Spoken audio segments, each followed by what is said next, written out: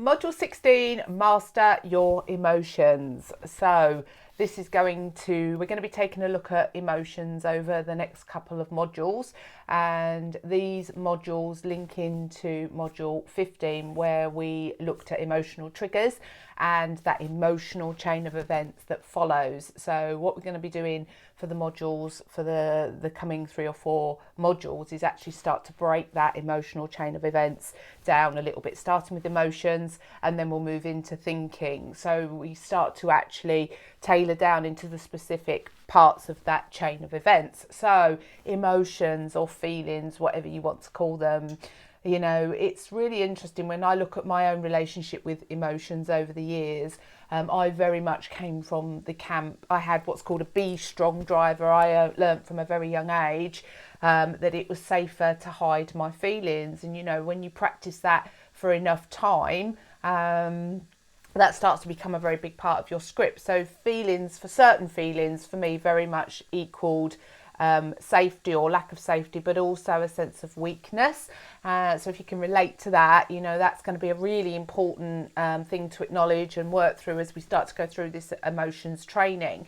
So emotions aren't weakness, and if anyone's watched or listened to any of the Brené Brown stuff, you know, she very much comes from that place where we can actually start to stand into what we're feeling in the moment. It's the ultimate courage, and yet that often goes quite against how most of us actually perceive some of those more emotions that we put like a negative label against. You know, I come from a place now where I try not to label emotions as negative or positive, because that almost, it's like the good and bad, isn't it? That invites us to kind of be on that pendulum a little bit, and if we label something as negative or bad, that invites us to feel bad if we feel that emotion. So if I do use the term negative emotion in these videos, it is purely from a term that we kind of relate to it, in that certain feelings make us feel a little bit icky, and when we feel like that, we tend to avoid them. So yeah, emotions, we very much have this attachment that we see them as a weakness in some way. And, you know, if we want to start actually acknowledging and processing what we're feeling instead of stuffing it down or ignoring it, then we need to do some work around changing the language that we have associated with feelings generally. So first question I kind of want to talk about is, why do we struggle to express our emotions? And there is a workbook attached to this, so I do write more about this in the workbook. So this video is really just covering off some of the higher level stuff, but there is more to read in your weekly workbook. So I think one of the biggest things for me when I've started to work on my own emotions is my childhood, without a doubt, had a big part to play. You know, I will often share the things mum would say to me, stop crying, or I'd give you something to cry for. So of course, you know, I would go to my bedroom and I would bite my cushion instead of letting mum see me cry. You know, I know now as an adult that was just off the cuff words that she'd said. It was probably said to her as a kid. And so, you know, but for me, my little brain took those words very literally, and, you know, thinking if mum did see me crying, then there would be consequences of that. So there's a level of safety there, as you can see. So I used to go to my bedroom, I'd bite on my cushion, and that over time just turns into not allowing those authentic feelings to come out. So childhood played a big part for me. You know, mum had an eyebrow that would raise, and it's these subtle cues, isn't it, that we get from our parents, that we learn to calibrate our behaviours.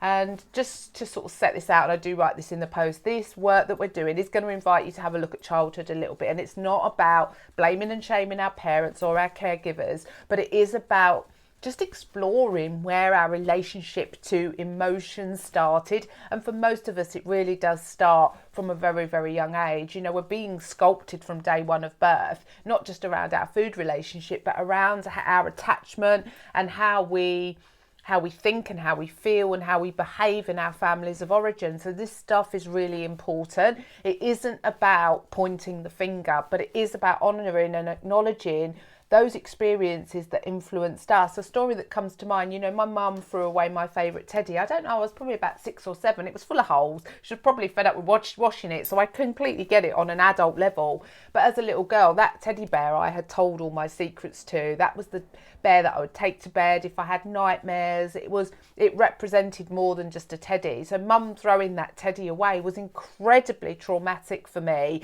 on a level of, and I know I gave a meaning to that I was invalid in some way, that my needs and my desires weren't important. It probably wasn't as it would have been more basic than that, my thinking, but I know that's what I felt. I felt very invalidated as a result of mum just chucking my teddy bear away without asking me. So these experiences that we have, they sculpt us and they influence us. And whilst it's not about saying, oh, my mum was bad for doing that, because, we're all adults now and we can see how these things happen, but it is about understanding what experiences and what meaning we gave to those experiences, because it's the meaning that then drives the self-concept, how we see ourselves and how we see other people's, and how we relate to emotions is a big part of that. So childhood is most definitely a significant player when it comes to why we struggle to express our emotions.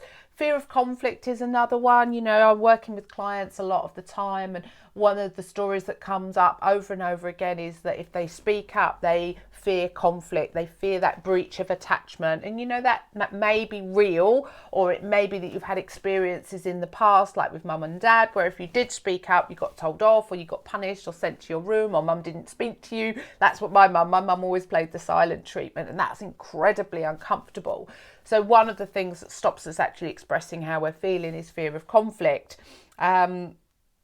We've touched on the whole feelings are weak. So certain feelings, if you're in a situation where someone's upset you, if you were to voice that and let someone know that you're upset, if you have a belief that expressing that is in some way weak, the chances are you're not going to express that. And again, I can relate to that. I have been an internal smiler, where irrespective of how I feel, I've got that smile on my face, and at times now it feels more authentic, but in the past, if someone says to me, are you okay? It'd be, yeah, I'm fine. And that was my B strong driver really kicking in, where it was more important that people thought that I was okay and fine than to actually show any weakness. And that stops us from actually allowing ourselves to feel what we're authentically feeling. And the more we press down and suppress, and I'm going to talk more about this, repression and suppression, the more we repress or suppress those feelings, the more we just don't feel them. And I'm also going to talk about something called racket feelings in a minute as well. So fear of rejection, that's another big one, isn't it? How many times do we actually try to voice and speak up, and actually we're not heard, or we're told we're being silly, or we're just not listened to, or we're discounted, or there's a counter argument. So that fear of rejection is a huge one, and I know, again, growing up, if I expressed how I was feeling, it was often discounted, it was rejected. Don't be stupid, of course you don't feel like that. So I think that's quite similar for a lot of us. Again, it's not about bashing our parents, they're busy or whatever reason they say what they say, but these experiences sculpt us. And when we've had these experiences in childhood, we become really sensitive to them. So it's almost like what we're sensitive to is what we attract. It's really bizarre when we start to look at what we attract into our lives and why these repeated patterns keep happening. And I think another big one is you're not actually sure what you're feeling. Again, I ask that question a lot to clients, and I'll say, how do you feel about that? And they're unsure. And that is a sure sign that we've become quite disconnected and disassociated from our authentic feelings. And so sometimes there is that little bit of work. We need to start becoming more connected and being curious about what we're experiencing. I think a lot of us experience a feeling when it's at about a 7, an 8 or a 9 or a 10. So when it's quite heightened, certainly anger and sadness, we may experience it when it's quite high. It's almost at a rage level, but we don't notice it when we're like mildly irritated. So actually starting to have a language, there's a great tool called the Feelings Wheel. So if anyone is in that place where sometimes they're a bit unsure of how they're feeling, go online and bring up the Feelings Wheel, because it starts with the core feelings in the middle and then it works out with lots of different other words that describe different feelings, and what that helps to do is actually build an emotional language for you, because we don't just get furious, there's a build up, and if we can start to recognize those emotions, the physical signs that we get when we're feeling a bit irritated or when we're feeling cross, if we start to recognize the bodily cues, because our body tells us, we've just learned to disassociate and ignore it, a bit like hunger cues. So that's a really nice one for anyone who kind of feels like they're unsure what they're feeling a lot of the time. Then actually for you might find that you need to actually start to gain a language around how you're feeling. So there may be a little bit of pre-work to do there. So there's some more examples I give in the actual written training, and then you're invited to actually think about each one and which ones do you relate to and where do you think that comes from and how do you think that impacts you. So a little exercise to do around why we struggle, why you struggle to express your emotions. So emotions matter, they really do, and your emotions matter. Okay, that's why we're going to be covering emotions off over the next couple of modules, because they are important, and it's really easy to kind of discount ourselves and discount our feelings. And it's when we start to actually account and honour what we're feeling, but in the moment when they are authentic feelings, not these squished down feelings that then build up and then become this massive thing that we then deliver. Because often when we've let things build up and then they get outletted onto somebody, and it's out of context, often at the wrong person and for something that's fairly small. So they are not authentic feelings. They are like built up. These are stacked feelings. So dealing and processing your authentic feeling is actually started to become and recognise it's that chain of events, isn't it? When something has triggered you and you have an automatic emotion, it's at that point where you actually start to process that authentic feeling rather than engage brain, build up this stack some more, a big story gets created and all of these emotions get stacked. And by the point you're at that frustrated or really angry stage, you either reach for food or you outlet, you say something, which often then follows with guilt and shame, because often we know we've overreacted, we know we've said some things that are quite hurtful, so we just get caught in that cycle. So that is the importance. That's why emotions matter, but it's about authentic emotions, processing the authentic emotion. So that leads me nicely on to what are emotions, and there are two types of emotions. So emotions are just energy in the body. We've kind of created this story about emotions that, because we've attached a label to it, a meaning to it, but emotions are just energy in the body that are there to kind of guide us and to alert us that something's going on. And emotions are equally things like sadness and anger and all of that, those ones we've labelled as negative, but there's also a whole host of really nice emotions that we feel, happiness and joy and love and all of these emotions that we experience, but they are just energy in our bodies. And when we can actually disconnect the labels that we apply to certain emotions and actually just allow them to be energy in our body, that's when we start to interrupt that chain of events and we start to be able to just sit with that energy. I think someone said, 95% of what we think and feel is actually not real. It's just manifested because of what's going, that chain of events. And when we can actually start to interrupt at the point where there's been a trigger and we've noticed that energetic shift in our body, and we can actually start to sit with that, that's when we start to really calm ourselves down and start to trust that we can actually work through and process our emotions. So there's two kinds of emotions. One is an authentic emotion, and the other is called a racket feeling or racket emotion. So authentic feelings are exactly that. Someone does something, you get that automatic feeling of happiness or sadness, and it really is aligned to what is going on and in front of you. We also have something called racket feelings. Racket feelings are like a mask. So I'll give you an example. As I do, I share about my childhood. Now, sadness was kind of not really okay. My mum really struggled with sadness. And so what I learned over time was if something happened and I felt sad, I would mask that sadness with anger.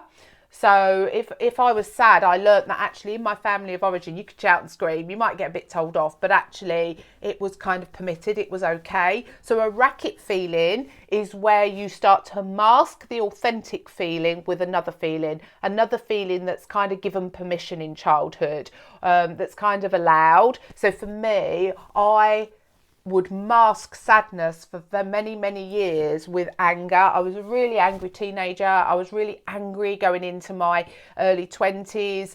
But actually, you know, when I went into therapy, I started to see that I wasn't really angry. I had this really deep-rooted sadness that kind of was masked. So when you actually start to think about what happens when you express an emotion, when we express an emotion, we get a response from people. So if you think about those two emotions, sadness and anger, my little inner child was really sad, but my outer child had learnt that it wasn't okay to be sad. So my outer child would kick in with anger and protect the inner child who was sad.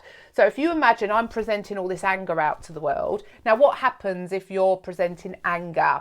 You know, if someone's angry in my vicinity, I step away from. So I will move away from. So if you're presenting lots of anger, what you actually start to do is drive people away. If you were presenting sadness, tears and upset, people are more likely to come to you and nurture you. So if you can see, I got in a bit of a sticky situation where internally I was feeling all of this sadness. Externally, I was presenting anger, which was driving people away from me. I was never getting my needs met because I was not presenting the authentic emotion. So in the workbook this week, you've got an opportunity to explore racket feelings a little bit more and to look at it from your own perspective and to see where you may have some of these racket feelings going on. Possibly maybe you're the other way around where actually you're raging inside, but actually what you present is happiness. I've also had that in my life where I've always been the one that's smiling. People say to me, oh, you're always happy, and inside I've got like all of this like rage going on. So it's like there's a mismatch there, what the authentic feeling is, but it's being masked. And this has been going on for so long that it's not even a conscious process. This is an unconscious process. But when we actually start to think about why are we never seen, or why are our needs never met, it could be that you are actually presenting the unauthentic emotion. So that is worth thinking about. So let's have a look at why we feel the way we feel. What influences it? So two things really. One is our current experiences and also our past experiences. We cannot underestimate how much our past experiences have sculpted how we show up on an emotional level in our lives. And of course, we all have things going on in our lives day to day that also trigger. So this is like the chain of events. So current and past experiences, without a doubt, influence our emotions. So that's why it's really important that we start to explore this for you and help you to understand the relationship that you have with your feelings. The second one is your self-concept. You know, how you see yourself will influence how you show up on an emotional level. So those are the two key things that actually influence how we show up in terms of our emotions, how we deal with them. So how do we handle emotions? And this what I want to cover off. There's 5 ways in which we can deal with our feelings. 2 of them I'm going to cover off this week, and the other 3 we're going to touch on next week. So the 5 ways are repression. I'm going to talk more about that. Suppression, expression, then we have releasing, and we have transmuting. Okay, so those are the 5 things. So I'm going to cover off the repression and the suppression this week, and then next week we're going to move more into the processing of emotions in a healthier way in terms of expressing, which is obviously speaking up, releasing, you know, letting go of certain emotions that you feel, and transmuting, which is actually about sitting and exploring and understanding the emotion. So what you do is you work through the emotion on a cognitive level, so it helps us to actually dissolve that emotion and to understand it. So three ways of processing emotions that are sort of more in the healthy camp, which we're going to cover off in module 17. But this week I want us to really look at repression, which is it's an unconscious. When you're repressing emotions, it's not a conscious thing that you're doing. It's something we learned to do and we've been practicing. It's autopilot.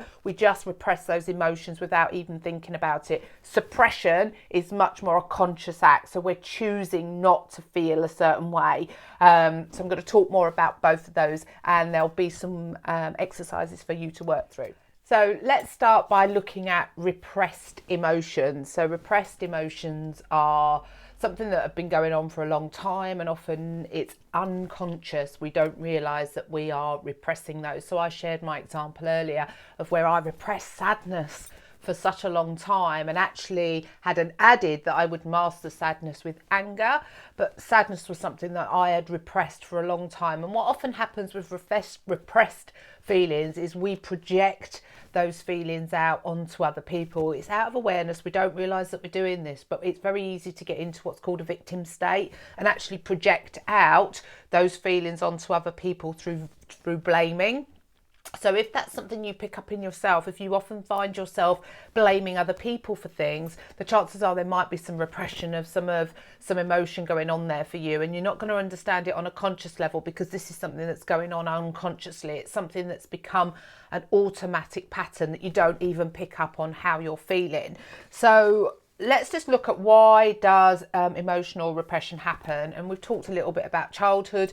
Often emotional repression starts in childhood, and it doesn't take a lot to see. If you're born into a family where you're given permission to be able to speak up, where maybe your parents or caregivers are open with their own emotions, then we grow up in a very emotional, intelligent environment. So we have permission to express how we're feeling and be heard, but equally we have modelled for us our parents and caregivers modelling and expressing their own emotions. So if we grow up in that environment, emotional repression is less likely to happen. But for most of us, that isn't the case. For most of us, we are rarely given permission to talk about how we're feeling. It's either discounted or laughed at, or our parents have got cross if we say something. We're equally shamed or punished for having those experiences. And of course, this isn't just in our families of origin. This is in the wider audience as well. We go to school. If we get sad about something, we're laughed at by the kids, or the teacher makes a comment. So for most of us, we actually grow up in quite a volatile and unstable emotional environment. And this isn't right or wrong. It is just what it is. And it is down to how, as individuals, we interpret those experiences. So you can start to see how we start to repress how we are feeling, authentically feeling in childhood. If we're shamed or embarrassed or punished for feeling a certain way, you can see how we will start to suppress that or repress that and not show it. So for a lot of us, the repression of our emotions started in childhood and have been repeated. That repression has been repeated, that it just happens automatically without us even knowing it. So when you start to think about what kinds of emotions get repressed, often it's those ones that we label as negative, anger, frustration, sadness, fear, disappointment. But for some people, it's also happiness, but bizarre as that sounds. So I've worked with clients that weren't allowed to be happy. If they were happy, parents would say, what have you got to be happy about? So they were shamed for being happy and joyful. Or if they were being silly because they were children, they were criticised for that. So, don't think that we only repress the negative emotions, because actually quite a few people I've worked with actually repress happiness and joy and stuff like that, and they believe they don't deserve that. So repression, it starts in childhood through our experiences, and we don't even really know it's happening. But quite often, because those feelings are repressed, they are still there, and of course they then come out and they often present themselves in us being blaming of other people, us being in that victim position. So what else do I want to talk to you about? Now in your workbooks, there is then an opportunity for you to answer some questions related to different emotions growing up. So what happened if you expressed anger as a child, and how did you feel about that? What happened if you expressed sadness as a child, and how did you feel about that? So in your workbook, there's an opportunity to just start to think about what life was like for you growing up in terms of expression of emotion and what would happen. You know, I know if I got really joyous and robust, like noisy as a child, that was disapproved of. And a few things happened that were quite shaming for me around being that loud and vibrant child, which kind of quashed that in me. I was about 6 years old and something happened, an experience with my dad. Nothing really bad, you know, as an adult, I look back, I think, oh, you know. But as a little girl, I really felt the shame and embarrassment of that. And that really, I know that was a pivotal point in my decision-making process as a little girl about not showing up and not being that laughing, singing, free-spirited child that I was. So that whole kind of relationship with being joyous and being loud and vibrant was kind of quashed in me at that age of 6. And that's really sad, you know, and of course that followed me through. And then I got to my 20s where alcohol and drugs actually became a big part of my life, because they gave me permission to be able to step into that vibrant place and not feel ashamed of it, but then go back into my secretive, quiet place. So this is the sort of stuff I want you to start thinking about. And again, remember, it's not about blaming our parents or dragging up the past. It's just being curious about what was going on for you and how that then links into today, because that's the important bit. The bit is not about getting stuck in the past. It is about linking in. How does that still present? How is that still presenting itself in your life in the here and now? Because that's the bit.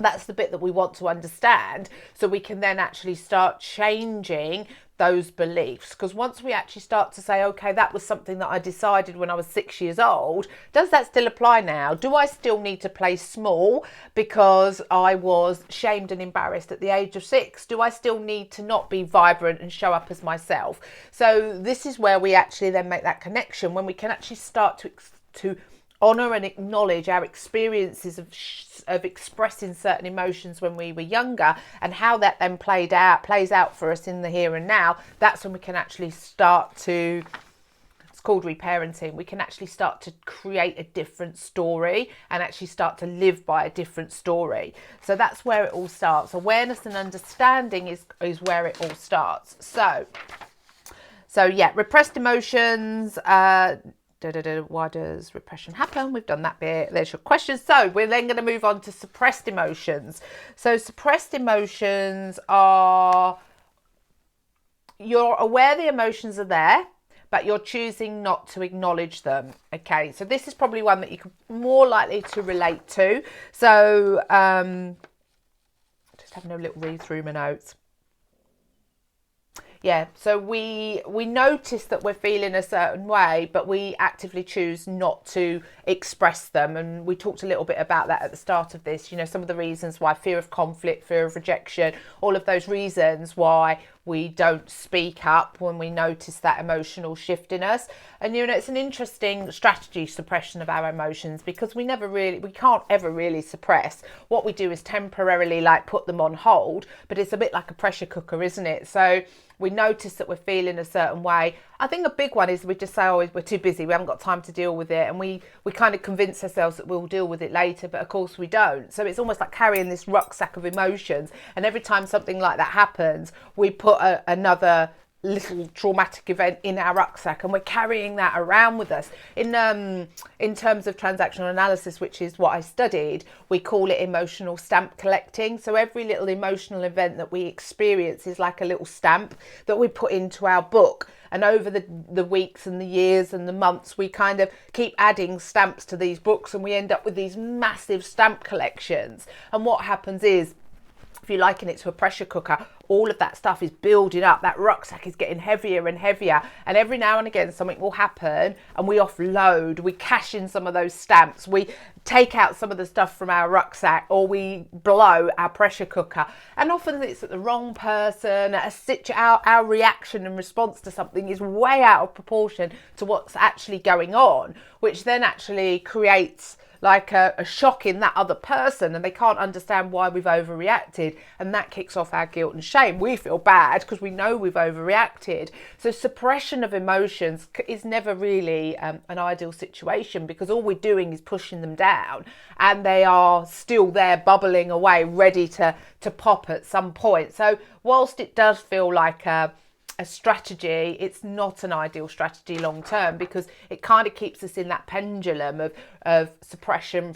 It's a bit like restriction, isn't it? Suppression, and eventually you're going to go over to the expression, but often it's expression that has quite a lot of frustration and anger behind it, which never really allows us to then have appropriate conversations. So if we all of a sudden like have a bit of an outburst, or I've just dropped all my papers, if we have a bit of an outburst at somebody and they feel it's a bit unfair, they're likely to attack back, or they're likely to withdraw, which is never really going to give us the answer that we really want, like that communication.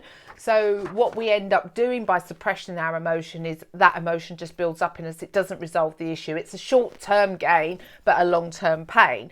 And when we actually start to see that that pattern doesn't serve us, again, that is almost like an interrupt. And we can start to, once we start recognizing that we are suppressing our feelings over and over, that's when we can start to actually develop the skills to find our voice and to actually speak up, but to speak up from the authentic feeling, not the suppressed feeling that's grown into something so massive that by the time we speak up, it often comes out really spiky, guilt-inducing, manipulative. You know, it's what we do when we suppress our emotions. We can't hold them anymore, and so they come out, and they come out quite direct and quite short, and people are going to react to that. So we reinforce our not getting our needs met by these patterns that we go through in terms of our suppression. But when you've spent your lifetime either repressing or suppressing your feelings, that is the familiar pattern. And if we want to change that, we have to practice. And with practice, with exposure therapy, comes that guilt and shame and that uncomfortableness that comes when we are changing the way we do things. And that is what stops us from doing it. It's not that you are inadequate, or that it's just you don't have the skills because you haven't practiced them. And if we could just step back and be a bit kinder to ourselves and acknowledge that when we're trying to do things differently, it's exactly that. You wouldn't expect to just get in a car and drive. There are stages of learning. You know, before you get in the car, it's like blissful ignorance, isn't it? You know, how hard can that actually be? And then you have your first driving lesson, and it's really hard, you know, trying to coordinate everything. So you're in that conscious incompetence phase where you kind of like have got so much awareness of how hard it is. And that's the point. That's the point in any development stage where we start to panic and we start to feel it touches all of our not good enough stuff or our be perfect stuff. And it's hard. You know, the biggest thing is to hold yourself through that phase where you don't know what you're doing, but you want change to happen.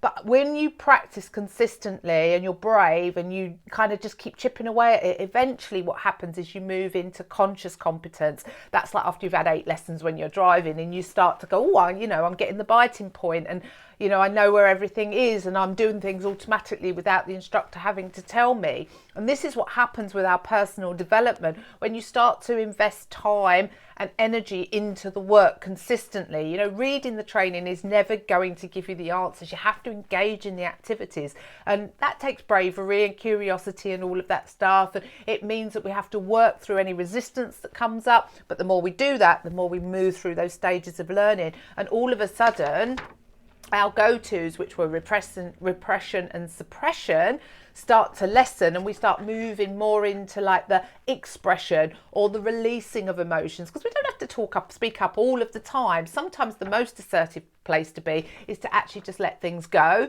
or equally the transmutation, which is about working through that emotion and what it's about for us. So we've got different ways. You know, we can work on a conscious level and work things through. We can work from expressing, or we can actually work on letting those emotions go. So there's different options.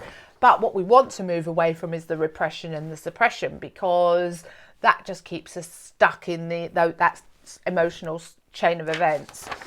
So what else do I want to? Yeah, so then I go on to talk about 6 common signs that indicate that you're suppressing your emotions. And you've got blowing up. That's the one that I was talking about, where you suppress and suppress and suppress.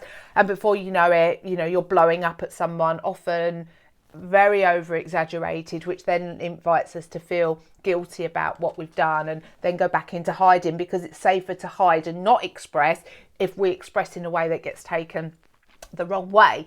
So that's the first one. The second one is replacing hurt with anger. That's the racket feeling stuff that I was talking about, you know, where we actually ignore the hurt that we're experiencing and get angry instead. So if anger is an emotion that you find it easier to express, the chances are you're going to express it in the way you feel comfortable doing. But of course, with anger, what you get in terms of the natural response to anger is someone stepping away. And if the real emotion is hurt and sadness, if someone's stepping away from you, that is not going to resolve that need in you. So the third one is numbing. Yeah, this is the eating one. Sorry, I wrote this a couple of days ago. So yeah, the numbing out. And this is where we really start to see that we numb out those feelings with some of our unhelpful coping mechanisms, whether that's food, scrolling Facebook, procrastinating, watching TV, going online and shopping, you know, all these different ways that we numb out those feelings. And again, are very, very well practiced and rehearsed ways of numbing out our feelings. So that's a definite sign that you're suppressing emotions if you're engaging in some of those behaviours.